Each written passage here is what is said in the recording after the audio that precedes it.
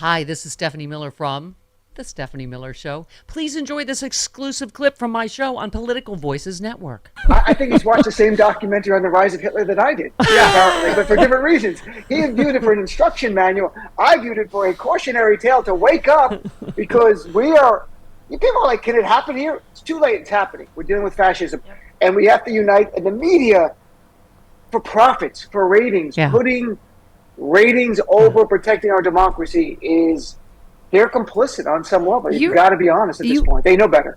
We've linked to them on your Substack, but just two great pieces. Meet the Press booking tour up for the first shows how fascism is normalized, and then the dangerous decline of Donald Trump's mind that the media is ignoring. This is yesterday. He said Biden will get us into World War II, and apparently he's running against Obama and already beat Obama. Right.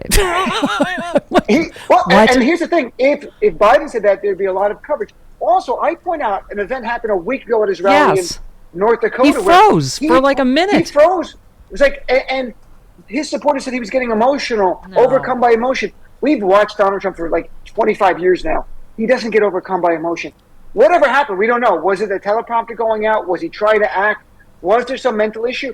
We don't know, but if that happened with Biden, it would be nonstop news. They'd have mental health experts on and pundits. What happened to Biden? They know the answer. They don't even ask him questions. Kristen Walker didn't even ask him, why did you freeze for 45 seconds in the middle of your rally? And look, his eyes were darting around in a very, I'm not going to say it was a Mitch McConnell moment. I'm trying to be fair. But there was something going on. We don't know, and the media doesn't even ask about it. Yeah. Well, and, you write in your opening paragraph, just what I keep talking about every day, this maddening, like they do story after story about Biden's old. We think Biden might, maybe he's declining. And then they go, there's a poll that says 61% of Americans have concerns about Biden's age, mental sharpness, whatever. And as you say, there is gaffe after gaffe. We have montages we played, I'm sure you have too, of Trump not making any sense at all.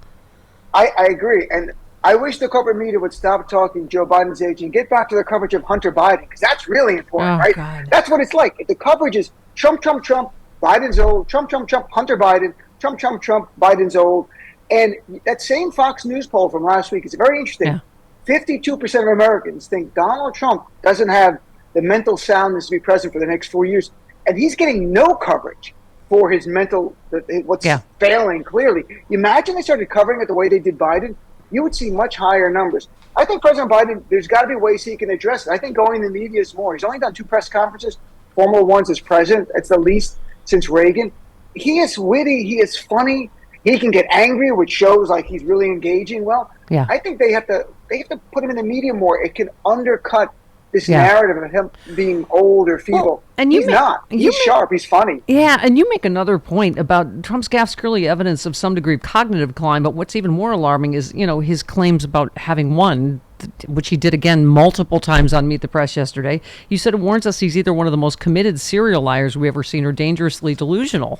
And that's the thing. At some point with sociopaths, you're like, does he really believe it? Is he really delusional? Which is equally terrifying with the nuclear codes. Look, in no way should he be in the White House ever again. We know that. But there's a point where you have to ask the questions and go against the normal narrative, and that is, he's a committed liar. He might actually be clinically delusional at this point. And I cite in my article from the Cleveland Clinic definition of the elements of someone who has delusional disorder. I didn't change those words. They're literally laid out. And it's all Trump when you read it. So I don't know what's going on. But in any case, how could someone like that be commander-in-chief who can convince himself of things that aren't true, disregard his staffers or even experts to do what he wants? I mean, he could launch military strikes on countries for no reason, but in his mind, he believes something or not to protect us. But look, Christian Walker, at no time did she say to him, you're out on bail, which he is. That's the kind of stuff we should be hearing. You're out on bail. You could be in prison. People are saying that you should be in jail for the rest of your life. At least press him. They should have never done the interview. But press him. But it was like, just a normal interview, a stroll. They really walked together at his golf course. It's how we got here in the first place, Dean. Kidding me? Yeah, it's how we got here in the first place. It's 2016 all over again, except, as you said, he's facing 91 felonies, including 32 counts of espionage. You said the booking sums up everything that's dangerously wrong with corporate media. NBC doesn't care that Trump and MAGA Republicans represent an extremism that threatens the very foundations of our republic, which Frank Flaguzzi just talked to us about a few minutes ago. You said all they care about are ratings, which means revenue. This is akin to the philosophy of that famous Les Moonves quote: "Trump may not be good for America, but he's damn good for CBS." And yeah, go ahead. That's it. And Les literally said, "It's fun. The money is rolling in. Keep it up, Donald." That's what he said in 2016. Yeah. He was just being honest. And I think on the left, so often that we've been defending the media because the right attacks it and instinctually respond to it. Corporate media is a corporation that's driven by revenue. No different than your pharmaceutical company or insurance company. There's no noble purpose there. Now, there are noble journalists who really want to do a good job, but they're operating within the revenue-driven world of corporate media. Yeah. They are stuck. They have no choice sometimes but to deliver what the executives say at their daily meetings about, here's what we're covering today, and you got to cover it. And they know it. Well, that's the problem here. Yeah, we were making a larger point earlier that it's not just one person or one network. It's like our society, our corporate media, we're just not prepared to face fascism in America. But you're absolutely right. It's what it is. And as you said, they're helping normalize fascism. It's that simple. You talked about Judge Ludwig has said Trump is a clear and present danger to American democracy. You're talking about people talking about the 14th Amendment. He provided aid and comfort to the January 6th insurrectionists. I mean, I guess the point is all of this has happened. It was bad enough what the media did in 2016. Now he is a 4 times indicted criminal and rapist, adjudicated rapist. Donald Trump has vowed if he gets in, there's going to be retribution. Right. And his supporters believe that. And I've got to tell you, last week I was mentioned before we started, I said some stuff that got MAGA upset, and it happens all the time. But they weren't threatening me. They go, wait till Trump gets back in. People like you are going to be gone, out. They believe that. Yeah. Donald Trump, and here's the other thing, Stephanie, all of us are raising alarm bells. Donald Trump is the greatest threat to our democratic republic currently today. More of a threat than ISIS or Al-Qaeda to our nation. We're talking about Section 3 of the 14th Amendment, that he attempted a coup. He incited a terrorist attack. And what does NBC do? Go, hey, he's going to be our special guest on the first new episode with a new host on NBC. And that undermines all of the alarms we're raising. They go, well, how scary can it be? NBC had him on with Kristen Welker for her first new show. That's the problem with it. It undermines all of our work. And it's not personal. It's dangerous. Well, we were ushering in fascism and normalizing it. We were talking about where we will broadcast from, what liberal gulag we will presumably be in. Well, a lot of the other Sirius XM channels will be fine. It's just progress. We'll have to broadcast from like a safe house somewhere, right? I don't even. Will there be a safe house? Look, I'm looking into. I'm like, all of a sudden the West Bank looks appealing. I'm like, that might be at least there. I don't have to really worry about Trump. I agree with your earlier point. I don't think the media is equipped to deal with fascism. I also think Democrats are not, but they know the danger of Donald Trump. Yeah, and they see what's going on. And for the media to do what they're doing, I can't believe polls of Biden and Trump are neck and neck. God. And that Donald Trump attempted a coup. There's no doubt about it. He said, I won, even though he lost. He used the apparatus of government to try to overturn the election, and the backup plan was January 6th, and he delivered that. And they did delay the certification exactly like he wanted. There's his crimes, and we are stuck with the guy. And that, you may talk about it with Frank, that the gag order, if you read the motion of Special Counsel Jack Smith to get a gag order, it is bone-chilling. It talks about Donald Trump understanding when he says things, his supporters respond with threats of violence. It's one thing for me or you to say that. For Jack Smith to put it in a pleading to give to a federal judge and then gives instances and examples of where that has happened, including against the judge and special counsel, you're looking at that is what fascism is use of violence to acquire and retain political power. That's the essence of fascism. MAGA is a fascist movement. Or being afraid that's what it is. To put him in jail where he belongs pending trial because, that's going to cause violence with his supporters. It's just we're in this, as you said, NBC literally is sacrificing the safety of our republic in pursuit of profits. You said if Trump gets into power, there'll be no stopping him from his pledge of vengeance, and that will include targeting media outlets who dare to criticize him. I mean, that's something they'd be good to think about. You're the first target, and he said it. He just said it again in the interview yesterday. You just said we must frame our criticism in ways that make them care, which by telling them we will never watch the show again, we must realize this is a bad business decision. So, you encourage people to call NBC. You said we're voicing our concerns that NBC's help normalizing fascism. This can never go unchallenged, not if we want to remain a democratic republic. And that is not hyperbole.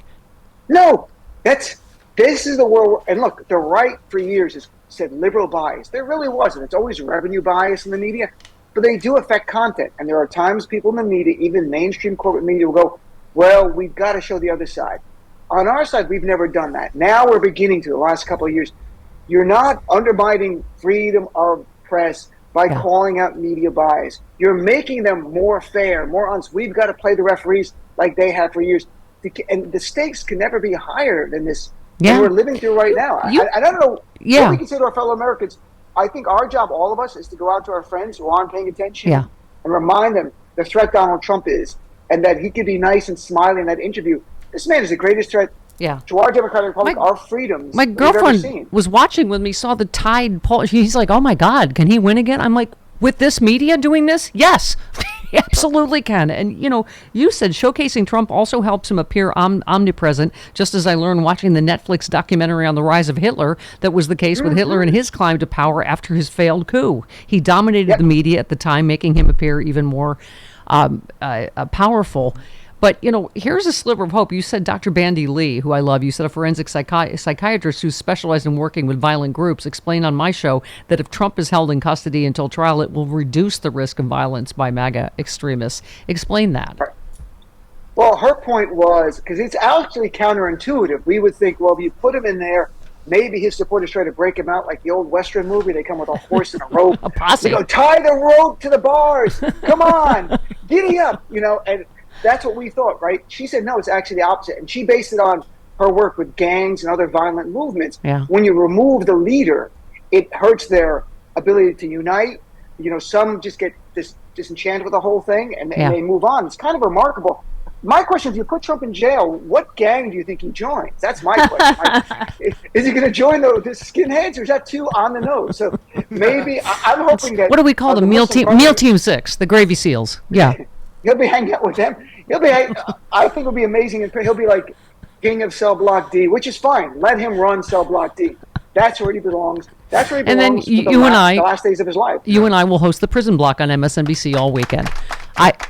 We're gonna go. If he goes to jail, Stephanie, let's. By the way, you're on Ayman Mohideen's show more than I am, and you called him 77 years old this weekend, and because why? Because Brown doesn't break down or something, and you get still invited. Brown doesn't break down. He's my buddy. We're the same. We're similar heritage. We've gotten. You get on a lot too. I get on like once every 2 months. I know. Now that we've talked so much about Meet the Press and Kristen Welker, they'll lose our numbers. Yeah, way to go, Steph. Oh well. Well, look, there are great journalists within the corporate media world. That's true. They're stuck navigating in a tough time. But look, and even Ayman on a segment on the show Saturday criticized the corporate media for the very idea of not criticizing Donald Trump's cognitive decline. There are people like that do that. They can navigate. It's tough. But you're navigating within that world, and they're doing it. Yep. Dean, great stuff. We got to have you back more and more and more. Just great stuff in writing and on the radio and on TV. I'm living in this room. I live in this room waiting for you to call. I'm just here. We'll spend Whenever you want me, I just wake up, I put on my shirt, my backdrop, and we talk. Oh, hi. I'm here with sexy liberal John Fugelsang wearing my Los Angeles sexy liberal shirt. Oh, my God. We have an LA show coming up October 21st. But how else could you see it, John? How else could you see it? I'm so glad you asked. For a limited time, you can see the show live via pay-per-view if you go to sexyliberal.com. All the laughs, you'll miss nothing. I can stream it from all around the world? All around the world, in your car, while you're driving. Watch it at home. Sexyliberal.com, yeah.